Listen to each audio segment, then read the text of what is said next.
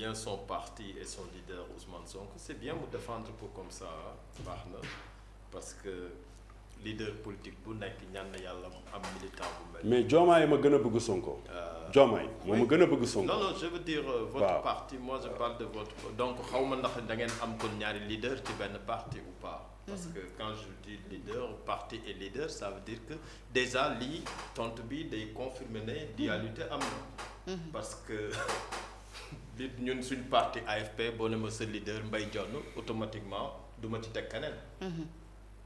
mais buñ ne leader ne Sonko nga ne Diomaye ma gën a bëgg Sonko ça veut dire que dualité am na mais yow man xam naa sa liggéey xam naa li la parti bi jaral li ngay def xam naa ne parti bi moo la ëppal solo lépp xàmmeewoo ci kii mooy kii mooy kee loolu xam nañ ko te loolu ngay doxee ci terrain bi ak sa ay militants mais li am solo mooy pour répondre sa question. bu ñu paree nag bëgg naa nga tojal ñu.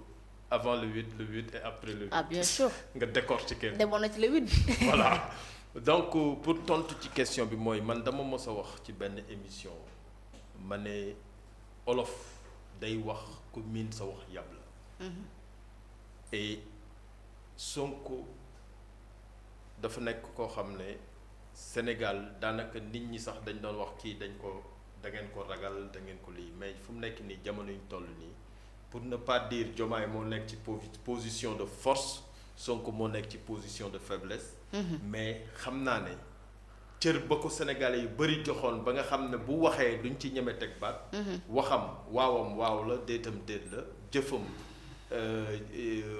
bu santaane nit ñi jëf maintenant day wax nit ñi jàpp ne wax bii de waxoon nañu ko daaw ci façon bii la ñu ko waxee woon mais ren waxaat na ko d'une autre façon comme si dafa fàtte woon ne waxoon nañu ko daaw te bi mu ko waxee la ko fàtte nit ñi nag dañu nekk ñoo xam ne nii bu fekkee ne toujours da ngay wax bi du méngoog jëf bi du méngoog wax bi alors que ñu soxla au moment où sa wax di méngoog sa jëf di méngoog sa wax bu yàggee dañ lay fay bàyyi ni ñukk ni yàq bu naxadi di la seetaan tey loolu moo waral tey sénégalais yi am sañ-sañu sax Sonko di oote le 8 ñeneen di taxaw di oote ñaxtu national mais tey li nga xam ne ni pour vous montrer que position de faiblesse du ma ko tuddee sax faiblesse mais dama gëm ne Diomaye est en train d'affirmer son leadership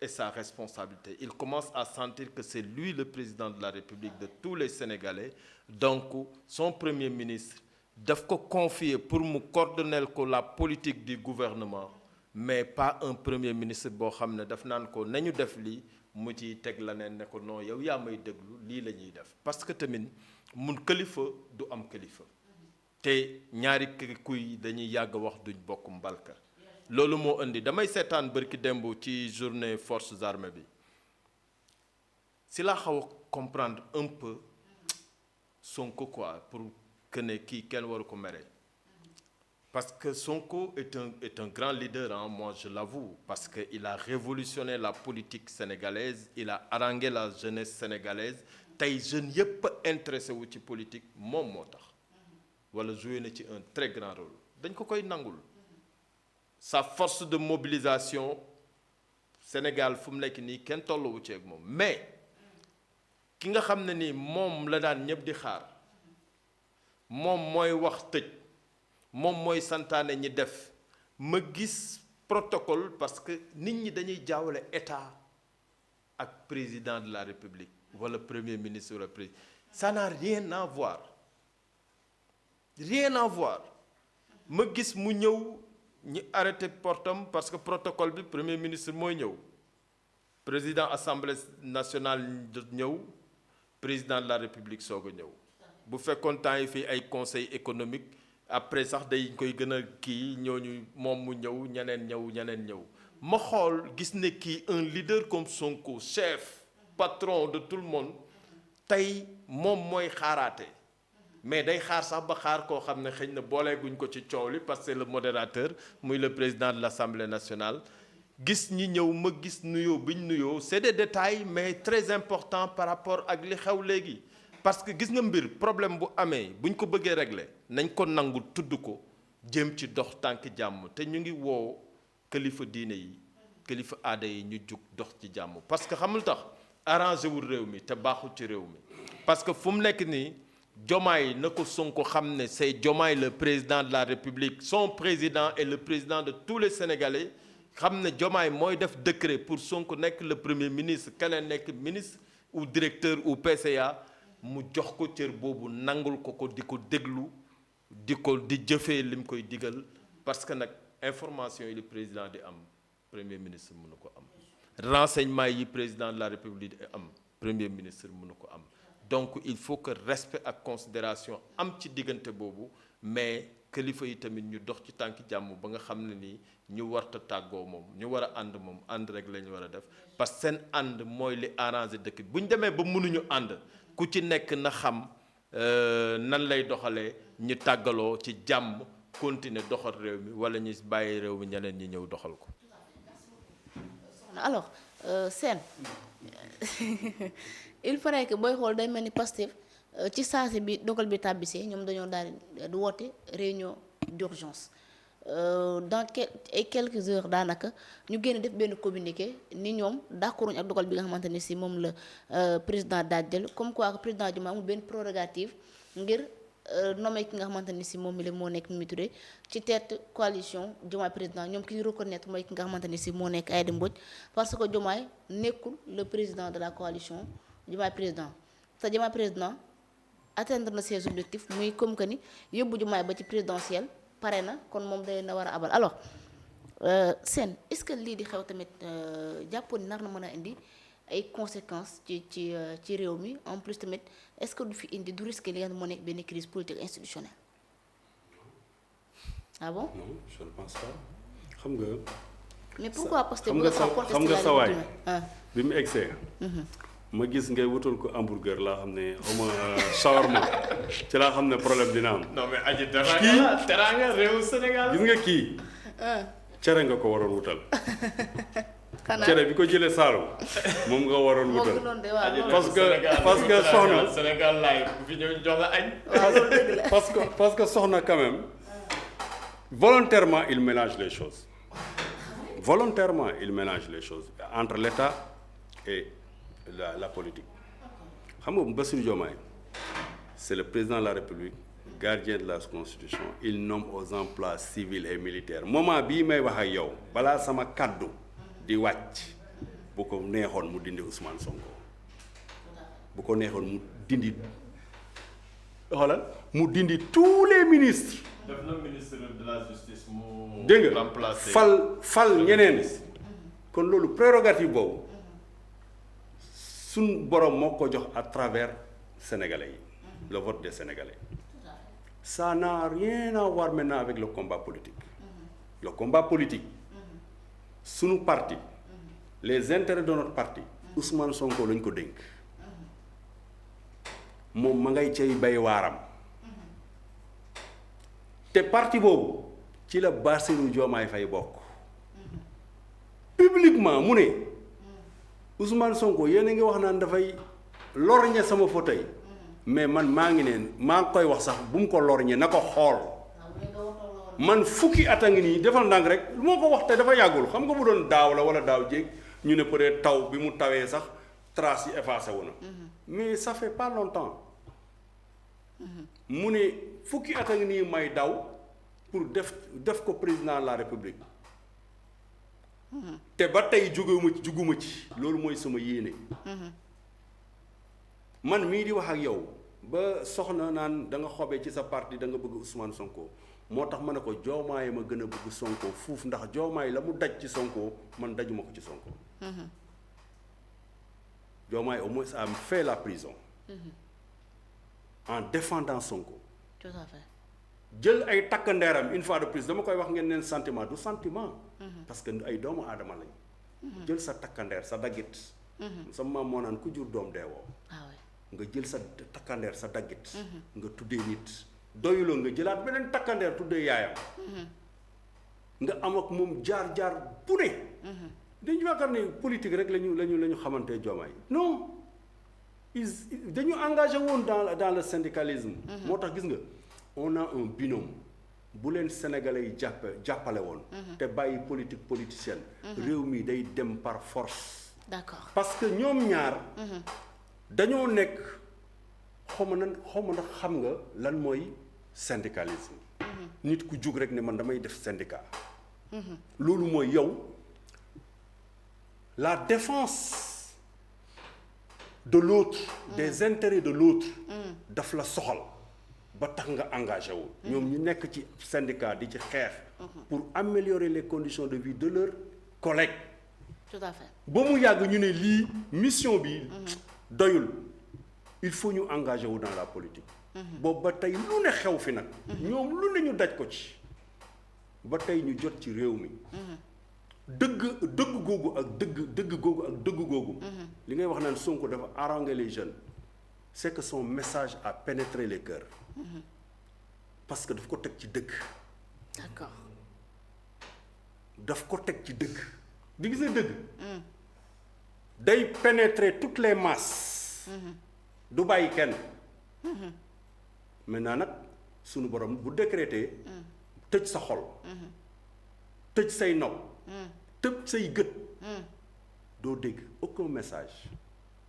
xam nga Firawna sunu borom wanoon na ko kéemtaan bu ne. message bu ne sunu borom wan na ko. mais boobu fekk na décret bi wàcc na. muur nañu ay bëtam. muur enveloppé xolam. ba mënul sentir ni ñuy sentiree. ok mais Sonko dëgg gi muy wax ak ñun.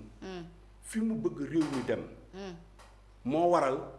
mu ne Sonko mooy Diomaye mooy Sonko sénégalais yi exécuté loolu. temps yi de Sonko mooy Sonko lay dégg. léegi nag tey ñu bëgg a jël loolu yëpp pour des broutilles sànni géej mënul nekk. non pas du tout. man une fois de plus c'est-à-dire dañu am émotionnel on regarde trop de films. nous on regarde trop de films boo duggee ci kër yi film rek la ñuy seetaan. te dañuy dem nag ba jël scénario yooyu bëgg ko tëgg. du ñu analyser d'une manière froide. tout à fait d'accord. li xew mooy. dañu nekk ci champ politique. kii gisee nii kii gisee na le. c'est pas la fin du monde. d'accord mais seen. ils vont se retrouver. Ils ne se sont d'ailleurs jamais séparés. Ils vont encore se retrouver autour de l'essentiel, c'est-à-dire sauver ce pays. D'accord. Pays bii nga xam ne depuis 1960. ñu ngi koy foyee di détourner xaalis. ah bon. oui. ku kuy waxal yàlla xam na ne c'est grave de ça. kuy waxal yàlla xam na ne ñi yoroon réew mi. depuis 1960 yaataa yumbe gi nekk ci réew mi. ëpp jëgg na dayoo. waaye nag gis nga làmb joo gis dina am kenn ku ñëw nag tas làmb ji. Macky Sall nag moo ñëw tas làmb ji ne leen yéen mënu leen du détourner. mënu leen yaataa yumbe da ngeen di fo xaar leen ma wala leen ni ñuy yaataa yumbe gis nga Senghor. Abdou Diouf Abdoulaye Wade amu ci kenn ku sañoon a def. des opérations hors budget. amu ci kenn ku xelam doon ko xalaat parce que ñooñu dañu xam état. amu ci kenn ku sañoon a dem lebi xaalis ci turu réew mi. dépenser ko ci turu réew mi. te jaaraloo ko ci assemblée nationale. kon Macky Sall moo def loolu yëpp. Macky Sall loolu la doon def moo waral ñu naan dette cachée rapport caché wala comment est-ce que un homme politique ñu wax la une dette aussi colossale. reconnue par la Cour des comptes qui n'est n'importe qui. mais confirmée par une institution internationale. mais confirmée également par le FMI yow ngay wax rapport mais yow doo wax ci dette bi. d'accord. dette bi nga xam ne tey jii moom moo ñu xoj. ok dette bi dinañ ci ñëw. ba tax dette bi dinañ ci ñëw. li ñu bëgg a def ci réew mi mënuñu ko def. mais seen dette bi dinañ ci ñëw. mais lan mooy expliquer justement décision radicale bi nga xamante ni Pastef jël nañ ko vis-à-vis décision président Diomaye bi. ah non parce que Pastef comme je t'ai dit c'est un parti mais président wax ni li lay def ñoom di fa amee. président Sénégal la jiitewul Pastef. yaa ngi dégg. président de la république nee naa la am na ay prérogatives am prérogative am mooy man PCA. bu ko neexoon ngoon mu dindi ma. mais bu dogalee dara Sonko du ci mun tous sama yaay du ci mun dara. sama papa du ci ba yàlla ko yàlla yërëm du ci mun dara. loolu ce sont ses prérogatives. Sonko moom dañ ko dénk notre parti le développement de notre parti. mais li coalition Diomaye président la. no dégg xanaa li ma la wax. dégg naa baax li nga wax. dégg xanaa li ma la wax. dama ne la même ñiy poser ce débat là. pour man c'est un faux débat. pourquoi. parce que simplement les mêmes personnes. ñooy wax que ne président de la république warul bokk ci parti politique warul jege politique warul def gis nga Diomaye bu ñëwoon ci sunu meeting. terrain meeting bi bu fa ñëwoon. soxna li mu wax fii du ko wax leneen lay wax. danaan Diomaye ñu dénk ko réew mi muy dem ci ay meeting Samba Taka Ndiaye parti par là loolu la moo tax ma ne la moom cere nga ko waroon jox ndax mu normal ndax mu am lucidité day démissionner des responsabilités des fonctions non dafa ne dañu ne ñun xam aussi ñun ñoo xam suñu parti ñoo xam lan fa dañu ne Diomaye mooy président coalition bi dama ni tu es le président coalition dama ni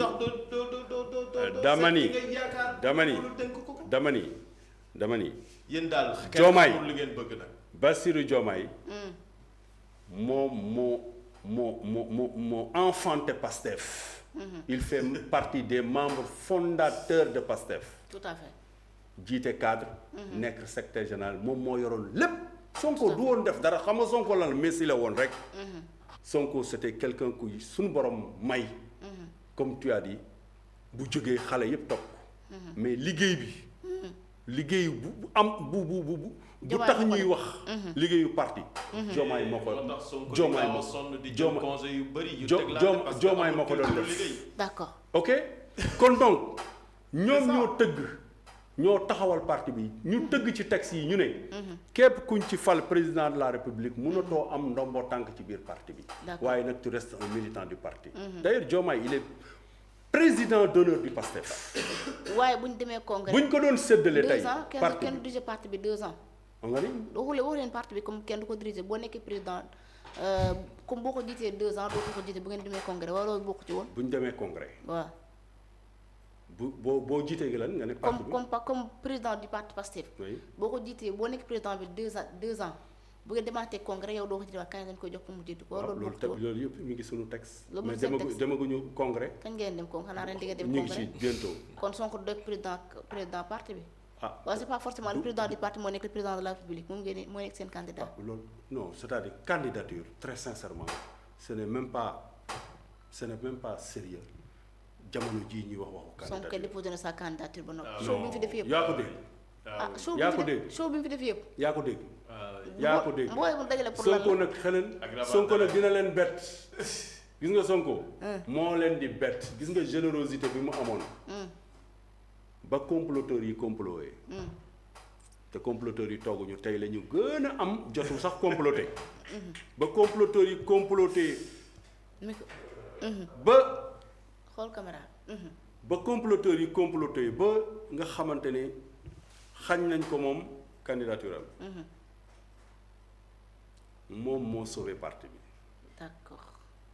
ndax mënoon na boycotté.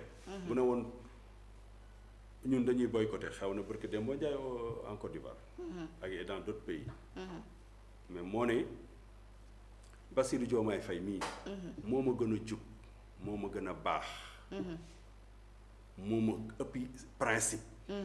moo ma gën a rigoureux. moom mooy sama candidat. Ça c'est après le protocole du Cap Manuel. Quel protocole yéen amatu leen loo leen wax boo leen amoon yéen très sincèrement man. protocole amul ko protocole amul. non ñii. protocole am na nag seen yoon. ñii boo jëloon paaka jam leen. boo jëloon paaka jam leen. deret du génn. tànn bi yombul woon de. ndox mooy génn ba pare. deret doog ci taw mais ñii li ñu wax lépp ci réew mi. tànn bi yombul woon de. même parrainage bi yombul woon. non c'est-à-dire Sonko da leen jommal parce que Sonko c'est un stratège. non mais seen dëggantaan nag. gis nga Sonko bu jëloon député yi jox Diomaye. dinañ xam ne kii Diomaye mii mooy candidat am. stratégie nga ko jàppe quoi. stratégie la Sonko bu jëloon député yi jox Diomaye dañ ne kii mooy candidat am kon donc naka lañ mën a def ba dossier bii tax Sonko nekkul député naka lañu koy. Il y a des difficultés. Je n'ai pas de difficultés. Je n'ai pas de difficultés. La preuve. Beaucoup de difficultés. Je n'ai aucune difficulté, mon cher Sokhna, aucune difficulté. Au contraire, je suis à l'aise. Je suis très à l'aise. Sonko stratégie moo tax mu brouiller les pistes. Pourquoi Habib Sy Cheikh Tidiane Dièye loolu yëpp c'est pour brouiller les cartes. ok kon Habib Sy daal moom du woon candidat. ñoom la woon rek. Sonko ñi mu désigné woon. loolu moo indi tey li xew tey. non indiwul dara. Sonko xoolal Sonko nee na ñii ñàkk jom bi ñu ñàkk jom. ba créer ma dossier sur dossier. ba tax tey sama candidature. ñu recalé ko. même ñàkk jom boobu mën nañ ko utiliser pour recaler Bassirou Diomaye. D'accord. Par conséquent. damay multiplier les candidatures. Et même en dehors du PASTEF. ok c'est la raison pour laquelle mu indi Habib Sy. indi Cheikh Tidiane Dièye. indi le député là. Non pas Guy Marius Sagna. indi. Birame Souleye indi Abbas et cetera. yaa ngi dégg. boobu dafa ne xanaa trou yi yëpp bu ma ko créé. du ñu fàttandoo trou yëpp. bu ñu jàppee ne. parce que am na yow da nga fàtte ne am na ñu nekkoon sur les plateaux. di théoriser le fait que Pastef moom. ku fa bokk waroo bokk. waroo nekk candidat créer ay articles de loi imaginaire. waroo nekk candidat du dégg nga ko. par conséquent moom mu ne même en dehors du PASTEF. dafay wut candidat teg ko. d'accord. yaa ngi dégg. ok far bi Bassirou Diomaye jàllee nag. ci lañ ne nag ñoom bàkk nañ njàgg. te njàgg du ñëw. mu indi bàkk ba. ne leen Sonko ngeen di wër. Sonko mooy Diomaye. Sénégalais yi wóolu ko gëm ko xam ne kii du leen nax xam ne kii du leen waxu caaxaan. tout à fait. Sénégalais yi topp loola baat boobu. ba Bassirou Diomaye jël réew mi. mu ne nag man du ma toog du ma ko jàppale ba mu falu ba pare nag ma dem toog non dama koy jàppale ñëw toog ci wetam nangu nekk premier ministre am xam nga yow. tu fais partie de la vieille école moo tax yow ngay am ay problème mu protocole. Sonko c'est un homme très simple très humble nekkul dans des histoires de nii laa toll damaa kii non nekkul ci loolu. Bassirou Diomaye c'est son jeune frère et El Hadj Malick Ndiaye c'est son jeune frère la mu yéene boppam la leen yéene. moo tax c'est du dara ci moom mu leen di ubbil sax buntu seen buntu oto loolu du dara ci Sonko. parce que gis nga leen bien avant ñuy arriver à la tête de l'État gis nga leen ensemble ñuy ànd di football yi di def lu ne.